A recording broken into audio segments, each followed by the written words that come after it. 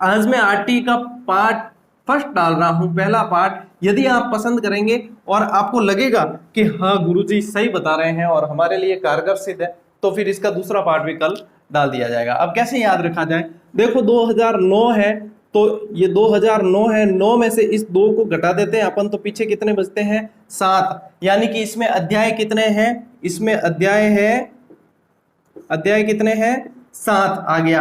अनुसूची जो है वह एक ही है और धाराएं जो है वह 38 है। इसको याद रखना पड़ेगा आपको, ठीक है ना। अध्याय 7 है, अनुसूची 1 और धाराएं 38 है, और इन 38 धाराओं में तो हमारी समस्या रहती है।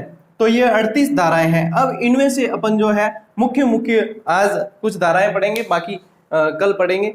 तो अब मैं जो है मेन बिंदु पर आ जाता हूं जिसका आप इंतजार कर रहे थे। स्किप किए बिना देखें, ज्यादा समय नहीं लूंगा, छोटे छोटे वीडियो बनाने की कोशिश करता हूं मैं भी, ताकि अपलोड करने में भी समस्या नहीं आए और आपका समय भी ज्यादा नहीं जाए, और छोटे छोटे वीडियो टुकड़ों में बांट कर जो अपन जल्दी सीख लेते हैं। अब साथियों देखिए क्या है कि सबसे पहला भाग, ठीक है, सबसे पहला भाग अध्याय 1। कोई भी प्रावधान लागू किया जाता है, कोई भी चीज लागू की जाती है, तो पहला भाग जो होता है ना, वह उसके बारे में डिटेल बताई जाती है। कभी भी ये ध्यान रखना कि उसके बारे में ये चीज क्या है, इसको लागू करना है, यह चीज उसकी जानकारी दी जाएगी। तो ये पहले चीज के अंदर यही आता है। तो इसके अंदर भी अध्याय पहला जो है, इसके अंदर 2 धाराएं हैं। कितनी है? 2 धाराएं। पहले के अंदर 2 है, और उसमें भी पहली धारा के अंदर जो है इसकी जानकारी है, ठीक है, इसकी जानकारी है और इसको लागू करने के बारे में बताया गया है। ये पहली धारा के अंदर है। दूसरी धारा में क्या है? जब भी कोई चीज लागू होती है तो उसको लागू करना है, फिर उसमें कई शब्द आएंगे, नए नए शब्द भी आएंगे, कुछ पुराने शब्द भी आएंगे, तो उन शब्दों की डिटेल पता होनी चाहिए। तो वह चीज भी जो है यहाँ पहले और दूसरे भाग के अंदर ही दे दी जाती है। तो दूसरे भाग में जो है यहाँ पे शब्दावलियां आती है। क्या आती है? शब्दावलियां। तो ये चीज ध्यान रखनी, पहले में जानकारी होती है, कॉमन सी बात है, दूसरे में शब्दावलियां आएगी। शब्दावलियां कैसे? बहुत सारी शब्दावलियां, जैसे समुचित सरकार, स्थानीय प्राधिकार, अनुवीक्षण, अपने अभावग्रस्त बालक, दुर्बल बालक, स्कूल क्या है, ये सारी मतलब परिभाषाएं इनकी जो कह दो आप, या शब्दावलियां कह दो, वे सब आती है पहले और दूसरे भाग के अंदर। पहले भाग में तो लागू करने का आ गया, दूसरे में आ गई ये चीज। अब चलते हैं, और ये सबसे छोटा भाग भी है, इसका सबसे छोटा भाग है। अब अपन चलते हैं अध्याय 2, दूसरे अध्याय की तरफ। अब देखो इसमें 2 धाराएं हैं और इसके एक स्टेप आगे चल रहे हैं, तो इसमें धाराएं भी एक स्टेप आगे चलेगी, और इसमें धाराएं कितनी हो जाएगी अपने? इसमें धाराएं एक स्टेप आगे चलेगी, तो इसमें हो जाएगी 3 धाराएं। 3 कौन सी? चौथी, पांचवी और छठी, नहीं तीसरी, चौथी और पांचवी, ठीक है। छठी से फिर वो अगले में चले जाएगा, तीसरी, चौथी और पांचवी, यानी कि कौन कौन सी धाराएं? 3, 4 और 5। अच्छे से देखना, हाथों हाथ याद करवाऊंगा मैं आपको। अब देखना, हाथों हाथ याद होती चलेगी। देखो तीसरी धारा के अंदर क्या है, 3 नंबर में क्या है तीसरी धारा के अंदर? पहली बात तो 3 धाराएं हैं इसके अंदर, ठीक है ना। तो तीसरी धारा के अंदर क्या है, ये चीज देखनी है सबसे पहले अपन को। तो तीसरी धारा के अंदर साथियों ये चीज है कि इसके अंदर जब अपन कोई चीज, जैसे फ्री में अपन देखते हैं कि कहीं कोई माइक भी घूम रहा है जैसे किसी चीज के लिए फ्री में, तो वो अनाउंसमेंट किस तरीके से करते हैं? फ्री फ्री फ्री, बिल्कुल, मुफ्त मुफ्त मुफ्त, ऐसे करते हैं, है ना। फ्री फ्री फ्री, यानी 3 बार अपन देखते हैं ज्यादातर, बिल्कुल फ्री बिल्कुल फ्री बिल्कुल फ्री, ऐसे। तो यानी कि 3 बार इसमें क्या कहते हैं? वो फ्री, 3 बार उच्चारण करते हैं, फ्री फ्री, है ना, 3 बार। तो 3 बार फ्री फ्री कह दिया, यानी कि निशुल्क है, पूरी तरह से अनाउंसमेंट कर दिया कि पूर्ण रूप से निशुल्क है। कौन सी शिक्षा? 6 से 14 वर्ष की शिक्षा पूर्ण रूप से निशुल्क है, यह अनाउंसमेंट कर दिया गया। यानी इसमें यह बताया गया पूर्ण रूप से निशुल्क है, किसी भी तरह से इससे शुल्क नहीं लिया जा सकता। वह प्रावधान किसके अंदर है? 3 नंबर में है, ठीक है। अब 4 नंबर में चलते हैं साथियों। 4 नंबर में क्या है? जब यह अनाउंसमेंट किया गया, पूरे गांव में अनाउंसमेंट किया, पूरे गांव में अनाउंसमेंट किया, सभी को पता चला। अब वहां पे एक छात्र था चौथिया नाम का, चौथिया नाम का, गांवों में नाम ऐसे ही होते हैं, चौथमल, चौथाराम, चौथिया कहते हैं फिर उसको। तो चौथिया नाम का छात्र था, वो अपने पिताजी के साथ में आया एडमिशन लेने के लिए विद्यालय में। विद्यालय में एडमिशन लेने जब विद्यार्थी आता है तो उसे देखते हैं अपन, और देखकर बच्चा कोई भी दिखे, देखकर उसके एज का अनुमान लगाते हैं, आयु का अनुमान लगाते हैं, ये कितने साल का होगा। तो फिर आयु का उसको पूछा उसके पिताजी को, उसके पिताजी ने कहा कि ये 10 साल का है। 10 साल का है तो फिर अपन अनुमान लगाते कि इसको कौन सी कक्षा में डाला जाए, क्योंकि प्रावधान के अनुसार देखना पड़ेगा। तो फिर देखते हैं 10 साल का है, क्यों पहली में नहीं ले सकते सीधा, 10 साल का है तो उसको पहले में नहीं ले सकते, 6 साल का आया होता तो ले लेते, ठीक है ना। तो फिर उसके एज के अनुसार देखते हैं कि हाँ अच्छा इसको चौथी में एडमिशन दिया जाए, ऐसा प्रावधान है आरटी के अंदर। तो यानी कि आयु के अनुसार कक्षा कक्ष में प्रवेश वह आपके आता है चौथे के अंदर। आयु के अनुसार, आयु अनुसार कक्षा कक्ष में प्रवेश की बात किसके अंदर की है, चौथिया आया है, चौथिया को देखा अपन ने कि कितना है ये एज में, ये 10 साल है, तो इसको कौन सी कक्षा में प्रवेश दिया जाए। आयु अनुसार कक्षा कक्ष में प्रवेश देने की जो बात है वह की गई है अपने चौथे अनुच्छेद, चौथी धारा के अंदर। अब 5वीं धारा में यहां लिख देता हूं, चलो कोई बात नहीं। 5वीं धारा के अंदर अपन देखते हैं 5वीं में क्या है। 5वीं में देखो चौथी का एडमिशन कर दिया, बढ़िया, 1 साल पढ़ा। गाँवों में ये समस्या रहती है कि जैसे बारिश नहीं हुई या कोई घुमक्कड़ लोग हैं या खेती करते हैं तो वो भी स्थान बदल देते हैं बार बार।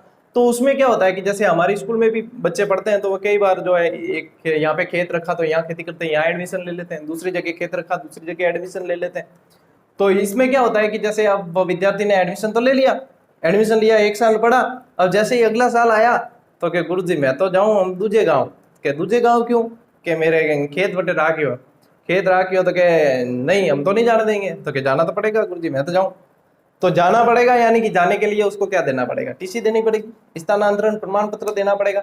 यानी कि अब ये जब 5वीं में आया है, 5वीं में आया है तो फिर स्थानांतरण के लिए विद्यालय बदलने के लिए इसे कोई रोक नहीं सकता, स्थानांतरण प्रमाण पत्र देना ही जरूरी है। यानी कि स्थानांतरण को रोका नहीं जा सकता। यदि कोई टीसी देने में आनाकानी करता है या स्थानांतरण प्रमाण पत्र देने में आनाकानी करता है विद्यालय प्रशासन, तो उनके खिलाफ अनुशासनात्मक कार्रवाई का प्रावधान इसके अंदर है। यानी कि स्थानांतरण और स्थानांतरण प्रमाण पत्र देने का प्रावधान अपने किसमें, चौथी या 5वीं में, या 5वीं में स्कूल बदल दी तो इसको फिर स्थानांतरण प्रमाण पत्र देना पड़ेगा। शॉर्ट में लिख रहा हूं मैं यहाँ टीसी, ठीक है, ट्रांसफर सर्टिफिकेट, इसको यहाँ पर देना पड़ेगा। इसको यदि रोकने की कोशिश की ट्रांसफर सर्टिफिकेट को, क्योंकि विद्यार्थी जो है वह पूर्ण रूप से स्वतंत्र है, जहां पढ़ना चाहे वहां पढ़ सकता है, ठीक है ना। इसको यदि रोकने की कोशिश की तो फिर यहाँ पे जो है अनुशासनात्मक कार्रवाई का भी प्रावधान है। तो उम्मीद है यहां तक तो समझ में आ गया होगा। अब अपन अगले भाग की तरफ चलते हैं।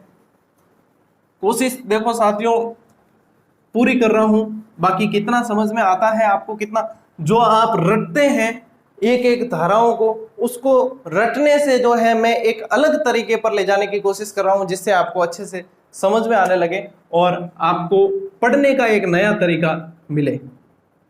अब देखो भाग 2 था वो, अब यहाँ पे आ गया अपने अध्याय 3, यानी कि भाग 3 आ गया, अध्याय 3 आ गया। और 3 के अंदर यहाँ पे कितनी धाराएं थी, 3 थी, और इसको इंटू 2 करें वो सीधा रिजल्ट आ जाएगा यहाँ, यानी कि यहाँ पे अपने धाराएं आ जाएगी यहाँ पर 6, 3 दूनी 6 धाराएं यहाँ पे आएगी। तो यहाँ पे अपने 5 तक आई थी, तो यहाँ पे आएगी 6 से 11 तक, 6 से 11 तक 6 ही हो रही है ना, देखो 6, 7, 8, 9, 10, 11 बराबर है, ठीक है, 6 से 11 तक यहाँ पे आ जाएगी। अब यहाँ पे अपन एक एक धारा को देखते हैं, 6, 7, 8, 9, 10 और 11। अब 6, 7, 8, 9, 10, 11, अब ये जो 6 धाराएं हैं, 3 भाग कौन सा है, 3, यानी कि तीसरे भाग में 3 लोगों के जिम्मेदारियां दी गई है, दायित्व बताए गए, कर्तव्य बताए गए। तीसरे भाग के अंदर 3 लोगों के कर्तव्य है। एक तो समुचित सरकार के, एक स्थानीय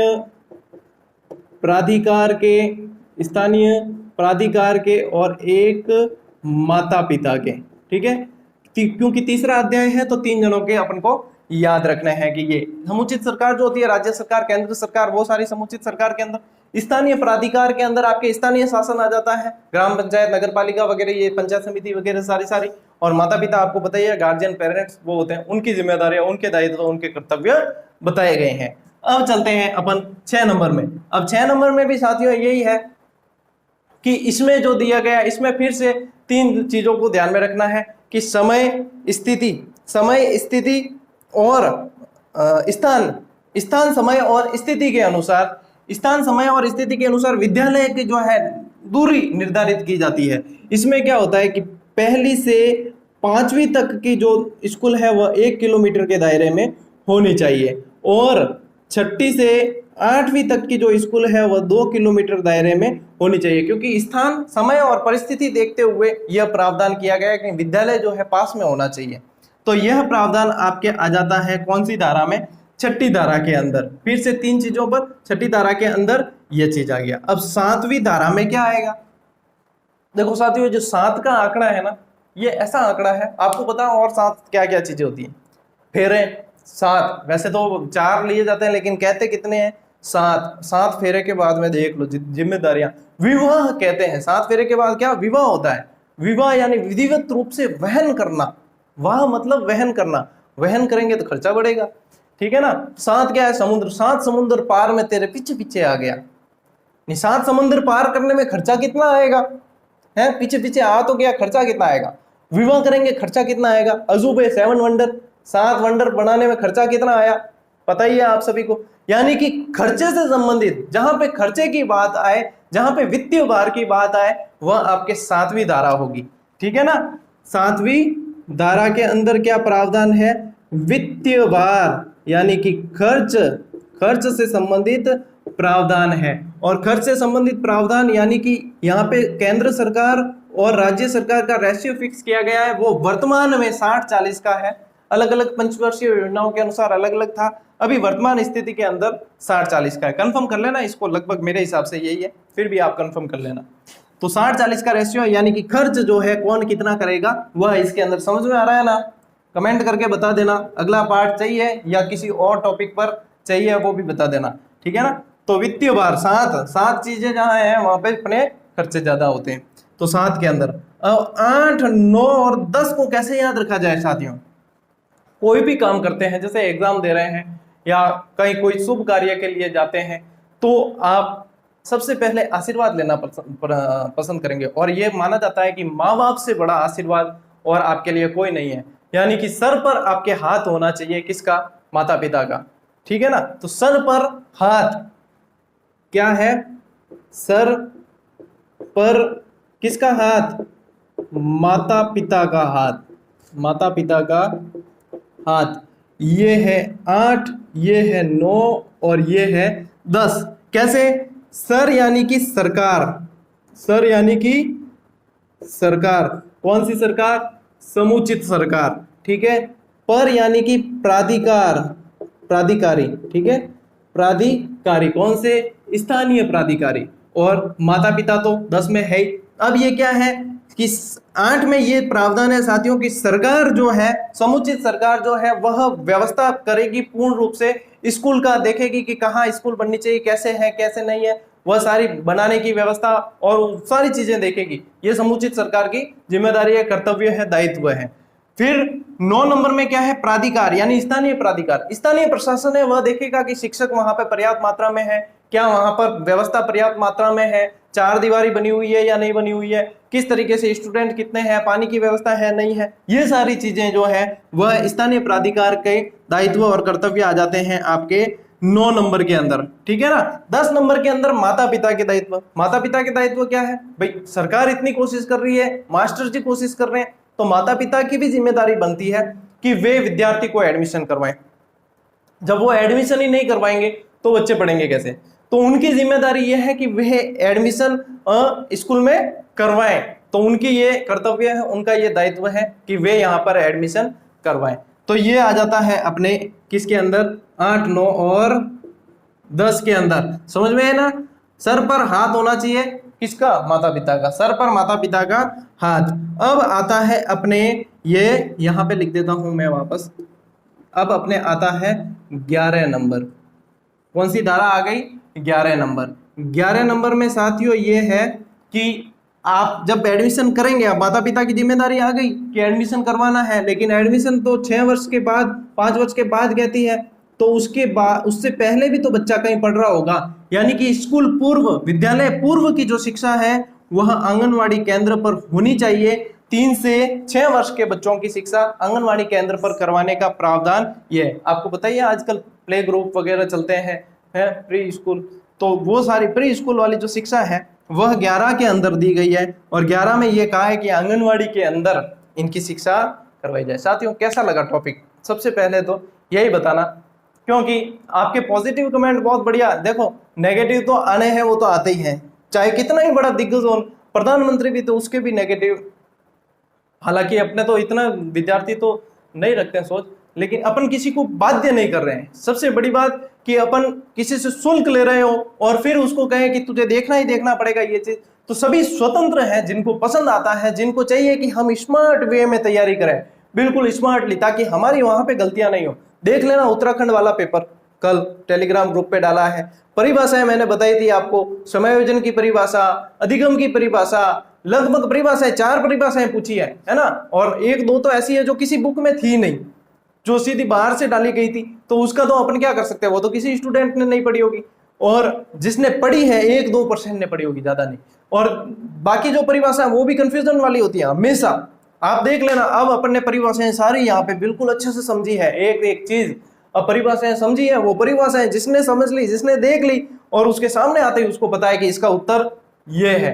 इसके अलावा व्यक्तित्व के प्रकार पूरा ट्रिक से बताया आपको, अधिगम से संबंधित और अंदर सामग्री, बाल विकास से संबंधित, तो जो चीजें, जो टॉपिक पढ़े हैं, मैं ये नहीं कह रहा कि मेरे पढ़े हुए में से ही सारा बना है, क्योंकि मैंने तो अभी तक सारा पढ़ाया ही नहीं, अभी तो इतना कम समय हुआ है, और कोई 23-24 क्लास डाली है साइकोलॉजी की, वो भी छोटे छोटे वीडियो है अलग अलग पार्ट में। तो मैं कठिन टॉपिक को सरल बनाकर देने की कोशिश आपको कर रहा हूं, लेकिन वो कल वाला पेपर देखा उसके बाद मुझे लगा कि मुझे इससे और संबंधित दे देने चाहिए आपको मटेरियल, ताकि आपके रीट के अंदर जब प्रश्न बढ़ेंगे तो वे सीधे के सीधे आपके सही होने के चांस रहेंगे। और मैं ये कोशिश करूंगा, अभी आपके लिए लगा हुआ हूं बिल्कुल, तो ये प्रयास अपना जारी रहेगा। तो एक बार वो पैटर्न को देखें कि देखना कितना इजी हो गया, और कंफ्यूजन सीधा बाहर हो जाता है, ज्यादा रटने की जरूरत नहीं है। ट्रिक्स ऐसी है, मैंने आपको ये पूरी एक तरह से कहानी के रूप में बता दिया, तो कहाँ समस्या है, मतलब एक बार ध्यान से देखा है, व्यवस्थित रूप से अपने माइंड को एक्टिव करके कि मैं सीखने के उद्देश्य से देख रहा हूं, तब तो वह व्यक्ति सीखेगा। और कोई ऐसा सोचेगा कि ये कहाँ गलती करे और मैं पकड़ूं, तो उसकी कोई सीमा नहीं, क्योंकि मानव गलतियों का पुतला है, हर किसी से गलतियां होती है, ऐसी कोई समस्या नहीं है। सिर्फ पढ़ना है और अपना टारगेट जो है उसको ध्यान में रखकर आगे चलना है। इसी पॉजिटिविटी के साथ में चलोगे, सकारात्मकता के साथ चलोगे, तब तो सफल होगे। नहीं तो फिर बैठ के यूट्यूब पे, अन्य ऐप पे मास्टरों की गलतियां ढूंढते रहना और दूसरे मास्टर बनते जाएंगे, कोई फर्क नहीं पड़ने वाला। आपके एक जने के गलतियां ढूंढने से कोई फर्क नहीं पड़ने वाला। आपको तो अपनी गलतियां सुधार कर अंदर प्रवेश लेना है शिक्षा विभाग में। बहुत बढ़िया आनंद है, हकीकत बता रहा हूँ, हकीकत बता रहा हूँ, आनंद है, लेकिन आनंद को भोगने से पहले तपस्या करनी पड़ेगी। तो करते रहिए, हम तो साथ दे रहे हैं आपका, देखो मैं तो दे रहा हूँ, मेरे कोई ऐसा वो है नहीं, किसी तरह के कोई स्वार्थ वगैरह कुछ भी नहीं है। आप तो बस सीख लो और सिलेक्शन दे दो। 2 पेड़ा पहुंचाऊं मैं कि कोई मिठाई खिला दे सिलेक्शन के बाद में, तो आई मेरी असली खुशी है। और उसका इंतजार तो हमेशा एक शिक्षक को तो अपने जो शिक्षार्थी विद्यार्थी होते हैं उनसे रहता ही है, कि वो जब सफलता प्राप्त करे उसके बाद में ये आकर बताया कि सर हमारा हो गया। और विद्यार्थी की जब सफलता मिलती है विद्यार्थी को, तो सबसे ज्यादा खुश उसके माता पिता और शिक्षक गुरु ही होते हैं। तो ये तो आप सभी को पता है साथियों, क्या बताना इसमें, है ना। तो अब अगला पार्ट इसका कल डाला जाए या नहीं वो बता देना, और मिलते हैं अगले वीडियो में। तब तक के लिए राम राम, जय हिंद।